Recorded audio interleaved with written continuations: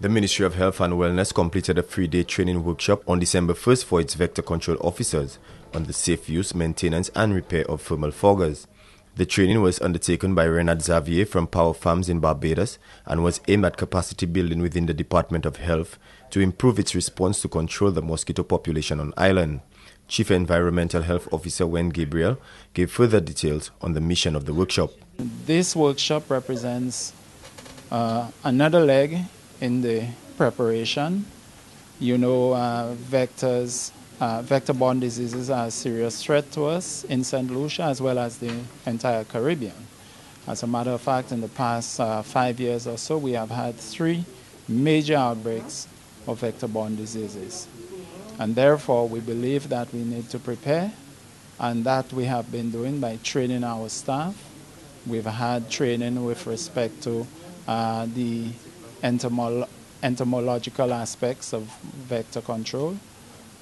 We have also done some training with respect to testing for resistance as it pertains to some of the pesticides that we use in vector control.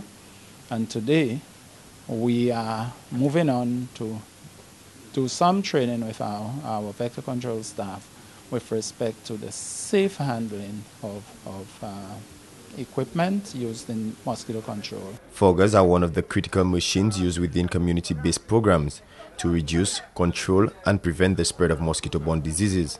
The CEO of PAHO Farms in Barbados, Renard Xavier, said whilst there may be concerns that foggers may not be environmentally friendly, he believes that the fogging process is very lucrative and harmless in the fight against mosquitoes. Fogging remains the most cost-effective way to disperse the pesticides into the environment where the mosquito is very prevalent. And I think it'll be here for a long time to come because it is the way we treat our environment, and species such as the Aedes aegypti, which is responsible for Zika and a whole host of other tropical diseases, are very prevalent. There's resistance to some insecticides and so on.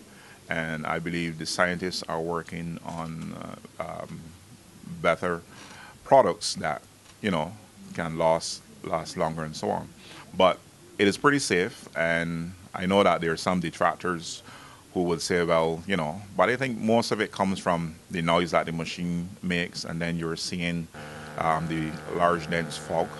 But it's really the most cost-effective and safest way to really combat this particular pest. At the end of the training, the Environmental Department expects a reduction in downtime of machinery, improvement in fogging techniques, and an overall strengthening of the department's response to mosquito-borne disease outbreaks. Reporting from the Ministry of Health and Wellness, I am Miguel Morissette.